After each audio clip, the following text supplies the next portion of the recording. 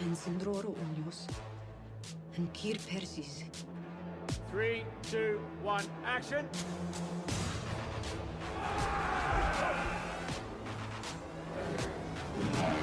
One wide, please. One sound. Rolling!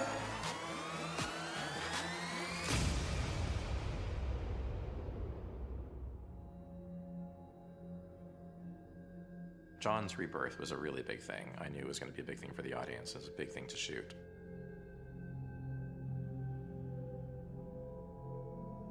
It's not a fait accompli before we start with it. It's Davos going in and persuading or requesting that Melisandre try and do something. There's certainly nothing to lose at this point, and if it doesn't work, then it doesn't work. I think for Melisandre's part, if she could do this thing, it would somehow serve as some small justification for all the horror that she's precipitated. I don't think Melisandre thinks she can do anything. She's completely defeated. She's completely lost it. She's completely confused. And to see her hit rock bottom and to really have her big crisis of faith that maybe she's not favored by the Lord of Light. She only has the powers that he grants her. You know, you think when Melisandre comes in, okay, well, she's going to do it, and that's going to be the end of it. But, you know, she comes in, she does it, and she fails, and we think that she's failed. And then everybody leaves the room, and then the moment happens, and we see that, in fact, she hasn't failed. So I think that surprise is really great. For me as a filmmaker, building that in, that tension, anticipation, feeling of failure that's not going to work, and then, oh, it did work. All of that, how to build that, was very interesting to me. So, Kit, Yeah. do another one a little smaller. A little smaller. Okay. Yeah, same vibe, but Yeah. great. You know, we tried a few different things. I mean, it was always my feeling that, you know, coming back to life, it should be like he's taking this huge breath. It's almost like coming up from underwater. The thing it's most reminiscent of is birth, and the reaction of a infant upon being born is not, you know, smiles and laughter. It's screaming and bawling and what is this place? I was so warm and comfortable and everything was peaceful, and now you've pulled me into the cold, bright world, and now who knows what's going to happen.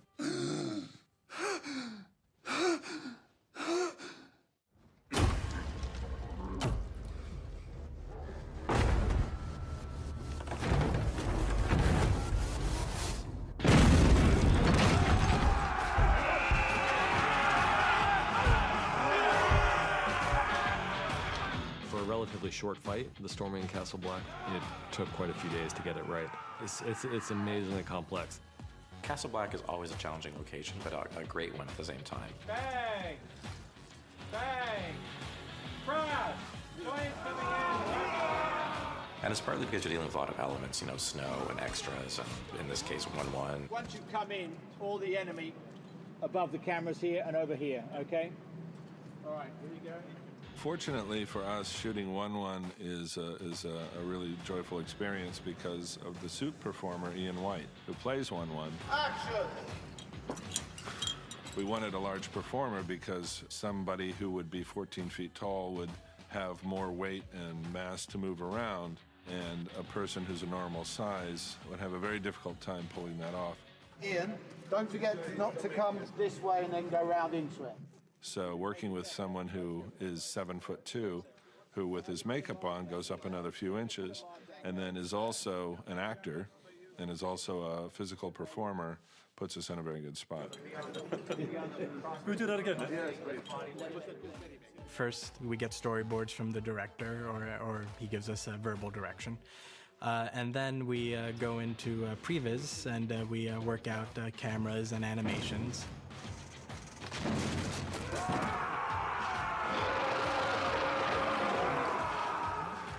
Then we show it to the director, he gives us notes on it. Then we show it to Dan and David, and they give us notes on it.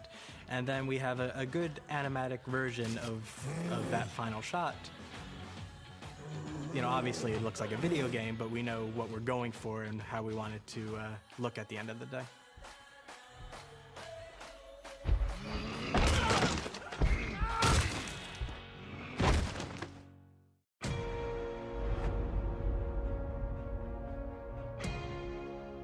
Probably my favourite scene of the season this year for me has been the aging of Melisandre. It was really beautifully shot. We had Carice in her prosthetic makeup who they would shoot her performance, but then they would shoot it with her double Sheila, who was this elderly lady who would do exactly the same motions as Carice. And we're also seeing her facing the reality of who and what she really is, which is somebody who is not young and beautiful, but somebody who's been here for a very, very long time. Her appearance is a lie, just as the Lord of Light's supposed promises to her and messages to her were lies, or at least not what she thought they were.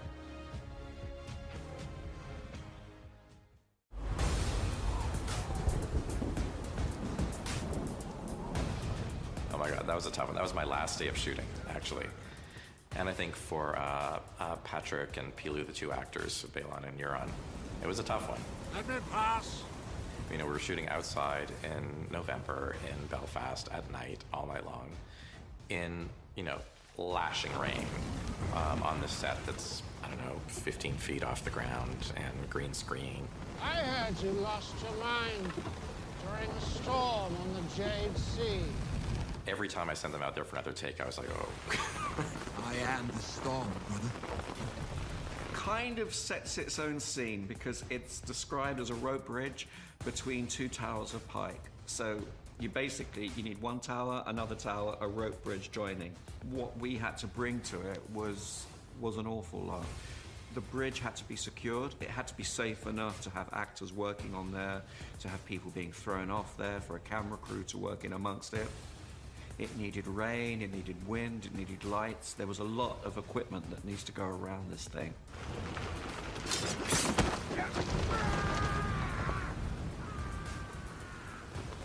You know, it's a really great scene. I think they knew it was going to be a great scene, so they were excited about that. But yeah, it was challenging. Camera, action.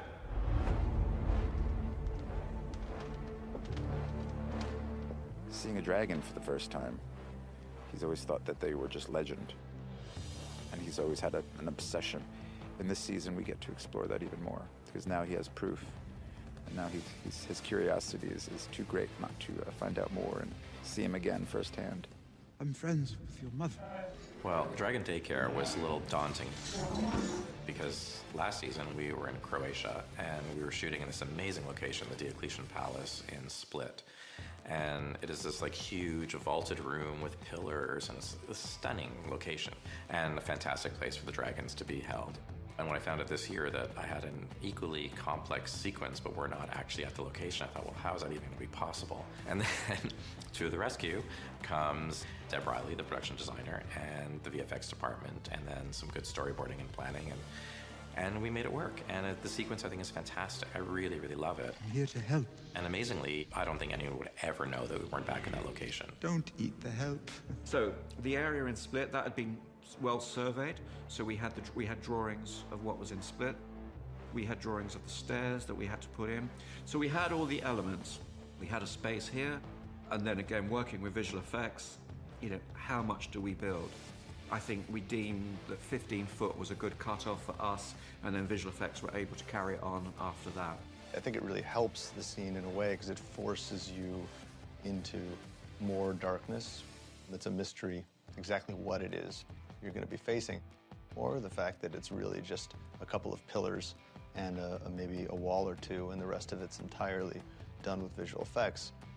It makes it easier to play up the darkness, which in turn, I think, really improves the scene on a tonal level. That one? Yeah. Oh, right. With something like this, there's very little improv when you're shooting. You know, you really, really design it and you plan it. The only thing that really is kind of like unplanned is the performance in a way. And so with Peter, it was really about really kind of talking through what this moment means for him, because, you know, we know that Tyrion's been fascinated by dragons his entire life. So there's a kind of magical quality for him. But that's mixed with a lot of other things. It's awe, it's fear, it's sympathy, it's nostalgia, it's a million things. But Peter is so great, and the scene is so beautiful. I mean, he's a kid in a candy store. It's terrifying. I mean, the fact that he can die at any moment, but it's too great of an opportunity for him to miss. When my father told me the lost dragon had died a century ago, I cried myself to sleep that night. They also have this kind of like almost human emotive quality, which I think comes as a surprise to him. And I think he's just amazed by this kind of awareness and knowingness and sensitivity that the dragons actually have. And then there's the added thing too in this particular scene, because the dragons are a little unwell. And so there's a kind of pathos in this whole situation. There's a beautiful, incredible beast, potentially incredibly powerful, but they are now diminished because they've been held in captivity and haven't been treated properly.